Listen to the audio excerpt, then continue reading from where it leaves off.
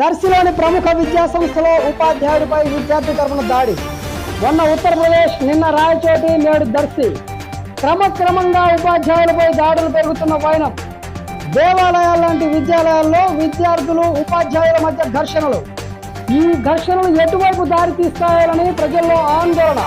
ప్రస్తుతం అటు తల్లిదండ్రులకు, ఇటు విద్యార్థులకు, ఉపాధ్యాయులకు కలవరం తెప్పించే విషయమే ఈ దాడులు. దర్శిలో జరిగిన ఈ ఘటన ఇప్పుడు ఆలస్యంగా వెలుగు చూసింది. కళాశాల ఆవరణలో సాయంత్రం స్టడీ అవర్ సమయంలో విద్యార్థి తరపున వచ్చిన వారు ఒక్క ఉదుటున ఉపాధ్యాయుడిని తోసివేసిన దృశ్యాలు ఇప్పుడు సోషల్ మీడియాలో చక్కర్లు కొడుతున్నాయి. చూస్తూనే ఉండండి BSR న్యూస్.